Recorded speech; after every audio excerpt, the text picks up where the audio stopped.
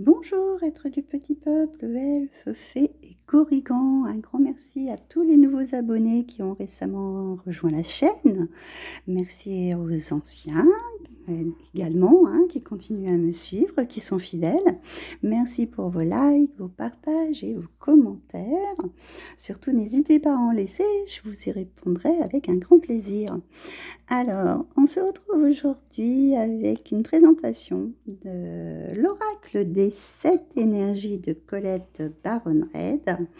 Donc, petit clin d'œil, je fais un grand merci à mon grand frère qui me l'a offert pour mon anniversaire. Vous connaissez déjà de cette créatrice, eh bien, en fait, j'utilise la sagesse des royaumes cachés et la sagesse d'Avalon, c'est d'elle également. Et puis, j'ai eu un coup de cœur, donc mon grand frère m'a fait cette surprise de me l'offrir. Donc, je vais vous lire à l'arrière de quoi il en retourne. Alors, le chiffre 7 est un nombre sacré d'une grande importance dans de multiples cultures et systèmes de croyances à travers l'histoire. Le système de chakras le plus couramment adapté reconnaît d'ailleurs 7 centres d'énergie existant dans le champ subtil du corps humain. Dans ce coffret, vous découvrirez 49 cartes créées par Colette Baron-Reid, et magnifiquement illustrées par Jenna Della Grottaglia, on va essayer de ne pas écorcher le nom, afin de puiser dans la sagesse ancienne les moyens d'intégrer les 7 chakras dans notre monde moderne. Grâce au livret de 148 pages, vous pourrez ainsi appliquer le concept des 7 énergies à l'ensemble de votre vie et déterminer la manière dont vous évoluez dans ce monde, la façon dont vous pensez, comment vous faites vos choix.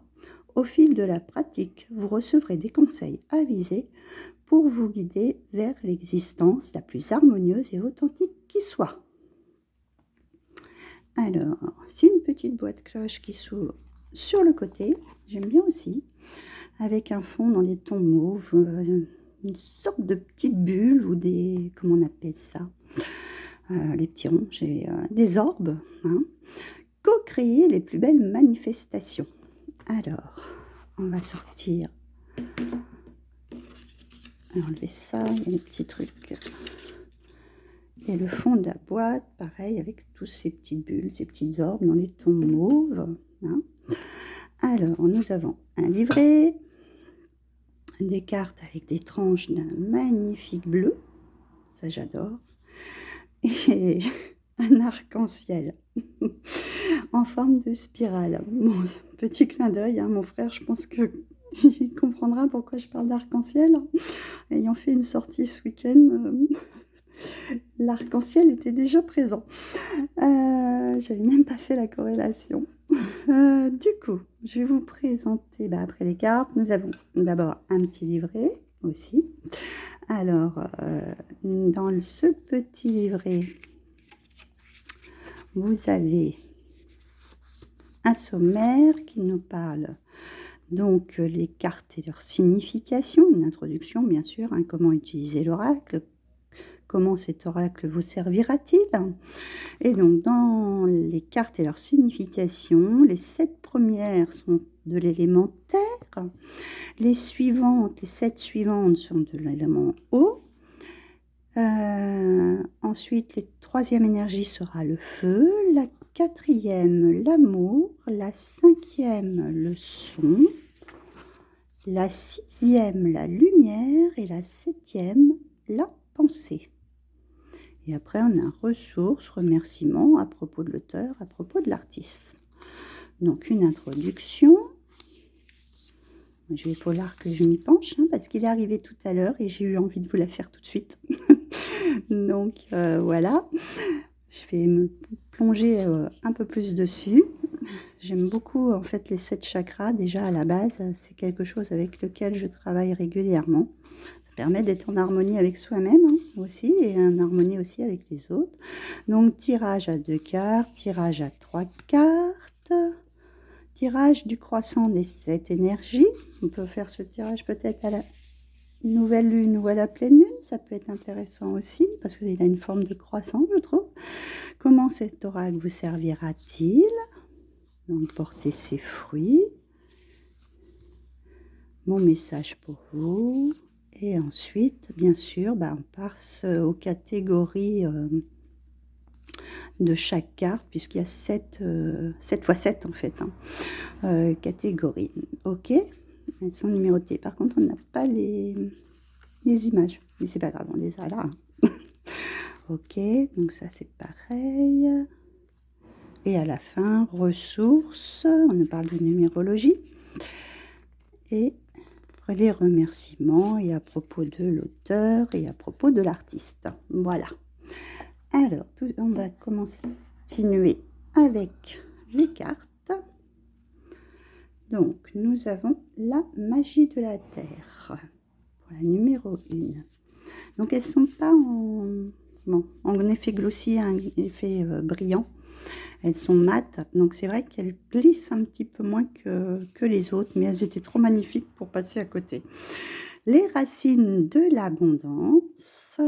Là, on est vraiment dans le symbole de l'ancrage. La machine à remonter le temps. Voilà, c'est pour les vies antérieures, ça peut être intéressant. Grandeur et complétude avec une magnifique coupe. Le corps et l'âme avec la petite libellule sur le côté là. J'adore les libellules, symbole d'effet. Ce qui est. Respiration profonde. Donc là, on a dit c'était pour l'élément terre. Après, je ne sais plus c'est quelle deuxième catégorie. On va essayer de faire un petit peu. La deuxième, c'est l'eau. Je vais essayer de mettre à côté de moi comme ça. Alors, nous avons le regard intérieur, le baiser de la rose avec une petite coccinelle sur la rose, la rencontre transformatrice avec ce magnifique papillon en parfaite harmonie, porter ses fruits, ressentir le monde et la libération. Donc ça, c'est l'élément eau.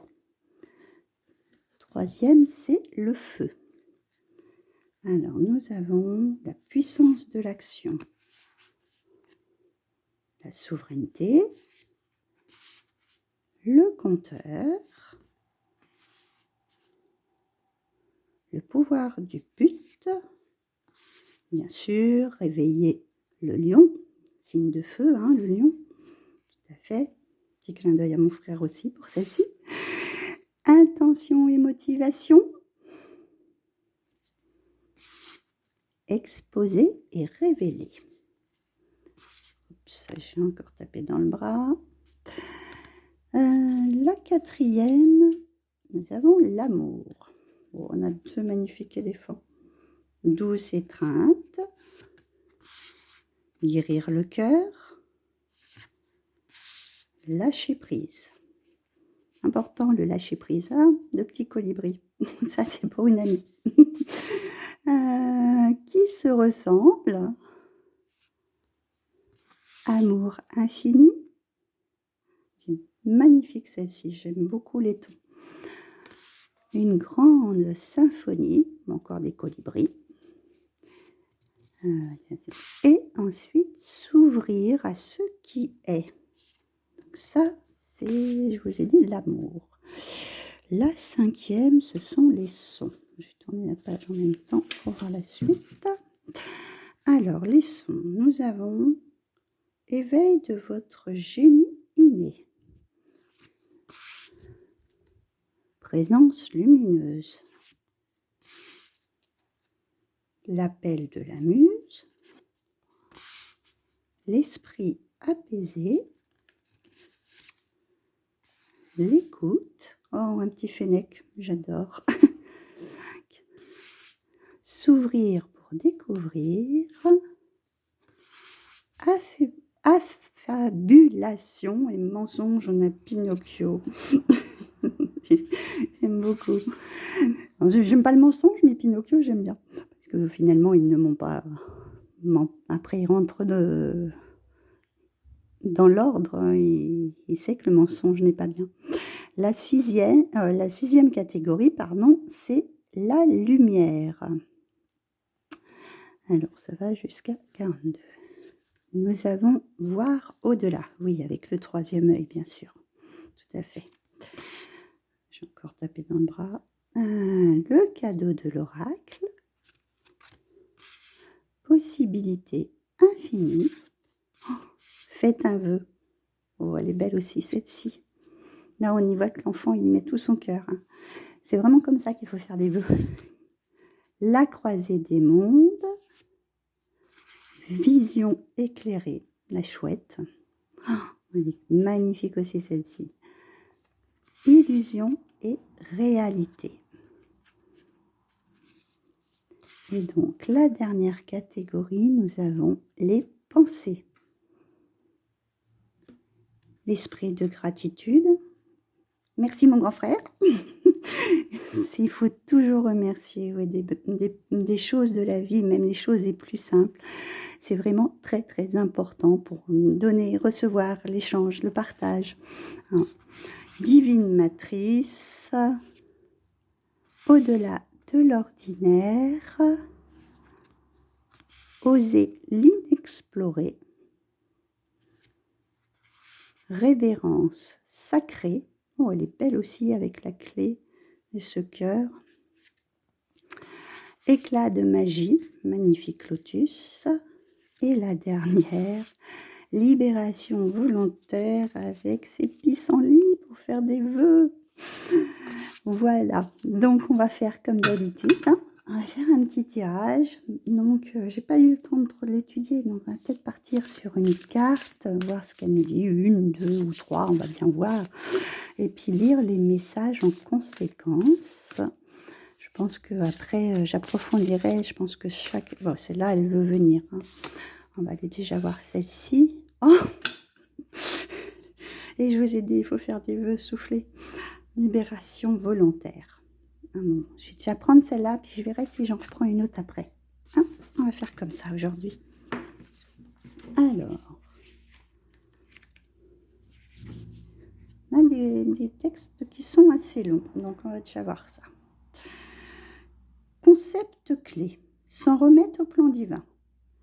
Libérer l'attachement à la forme, surtout si quelque chose n'est pas ce que nous attendons ou désirions. Laisser place au hasard. Dans l'espoir de trouver une réponse, il nous faut parfois abandonner la lutte et nous concentrer sur autre chose pendant un certain temps. Cela ne veut toutefois pas dire abandonner ou perdre quoi que ce soit. Rappelez-vous que dans notre partenariat co-créatif avec le divin, il est nécessaire de savoir donner et recevoir. C'est exactement ce que je viens de vous dire juste avant. Vous faites votre part en définissant clairement vos intentions et en effectuant toutes les actions nécessaires, mais vous devez ensuite laisser la puissance supérieure s'occuper de la forme, du timing et du comment. Il existe un destin divin pour chacun de nous. En agissant d'après cette foi, vous constaterez que votre désir intense n'est autre qu'un sentiment d'attachement et de dû. En ce moment, pouvez-vous vous immerger dans cette expérience et permettre au divin de se dérouler selon ses propres termes, en votre nom et sans interférence. Pouvez-vous être ouvert à recevoir ce qui vous appartient, même s'il n'est pas emballé sous la forme que vous désiriez. Car si vous regardez plus attentivement, vous verrez que vous avez reçu la vibration la plus adéquate à la réalisation de vos désirs et de vos besoins les plus authentiques. Vous avez fait votre part, défini et profondément ressenti votre désir et fait appel à votre puissance supérieure. Maintenant, il est temps de lâcher prise et d'attendre de voir la suite. Ce n'est pas toujours facile, l'impatience tend souvent à éroder les fondements de notre confiance dans le divin. La foi en la justesse de la vie servira vraiment votre plus grand bien. Votre cœur connaît déjà cette vérité. Vous en remettre au divin est-il vraiment si difficile? Essayez. Là, c'est vraiment, oui, de lâcher prise sur les... Vous faites un vœu, vous faites un souhait, vous demandez quelque chose à l'univers. Il faut laisser après les choses se faire naturellement. Il faut lâcher prise. Pensez à autre chose en fait, à vous focaliser sur autre chose. Afin que ça permette de se mettre en route. Parce que c'est vrai que souvent on bloque les énergies quand on fait une fixation en fait sur un objectif à atteindre. Et en fait, les choses ne se passent pas. C'est quand on lâche prise, qu'on laisse les choses. On voit hein, ces fleurs de pissenlit, quand on souffle dessus, les petits... Je ne sais plus comment ça s'appelle. Bah, elles s'éclatent et elles s'envolent. Et, elles partent dans l'univers, en fait, tout comme le papillon. Il faut les laisser avec légèreté et s'envoler afin que le vœu, bah, pouf, il se réalise un peu comme la carte qu'on a vue tout à l'heure avec cet enfant qui a la main sur le cœur et qui fait ce vœu de tout son cœur que ça se réalise en fait. Et c'est le même état d'esprit. Il faut laisser les choses se faire, se dérouler en leur temps. Voilà. Je pense qu'il y a un message pour une de mes amies là. Donc voilà pour ce petit message. Il est assez long, donc on va laisser comme ça, je pense. Voilà, s'ouvrir à ce qui est. Je vais juste vous montrer celle-là. Laissez faire les choses. Laissez cette lumière s'infuser. Laissez les choses aller à leur rythme. Je vais vous lire le petit passage quand même de celle-ci en complément. Allez, 28. Parce que si je m'arrête là, je pense qu'il y en a qui vont être frustrés de ne pas savoir qu'est-ce qu'il y a dans ce message. Mince, j'ai encore bougé la table. Concept clé, le deuil est un cadeau, se sentir brisé à la suite d'une perte, opportunité cachée dans l'échec. Si vous avez des choses qui n'ont pas abouti, c'est que ce n'étaient pas les bonnes, c'est qu'il y avait une raison, hein. Il y a toujours une raison à quelque chose, donc soumettre votre vœu différemment peut-être aussi. Il y a des situations dans la vie où l'on comprend la valeur de la perte, du deuil et d'un cœur brisé. Pourtant, ce n'est pas la douleur ou la perte elle-même qui doit ici être au centre de votre attention. Non, ni l'histoire de ce qui s'est passé, ni les détails et circonstances qui vous ont mis à genoux ne peuvent avoir autant d'importance que ce qui résulte de cette expérience. Pouvez-vous voir que cette situation vous a ouvert à une capacité encore plus grande d'amour, de compassion, d'empathie et de compréhension? Vous ne pouvez plus être la même personne qu'auparavant. La seule façon d'avancer est de traverser cette expérience, sans résistance ni manipulation, sans essayer de négocier avec des forces invisibles, car aucune de vos alternatives habituelles ne peut vous ramener à ce qui était ni à ce que vous étiez alors. Si vous voulez céder à la victimisation ou à l'apitoiement sur vous-même, il vous sera juste plus difficile de passer à la phase suivante, en menant au soulagement. Je vais y arriver, hein. Pourtant, même si vous prolongez l'inévitable, vous y arriverez éventuellement. Le présent qui nous offre le deuil est celui d'accepter ce qui est, ce qui nous sommes devenus, après l'intégration de cette expérience difficile. Ultimement, il nous permet d'être plus que ce que nous étions alors. Cette sagesse a un coût, certes, mais la valeur de votre capacité à dépasser cette expérience pour y trouver une plus grande paix n'a, elle, pas de prix.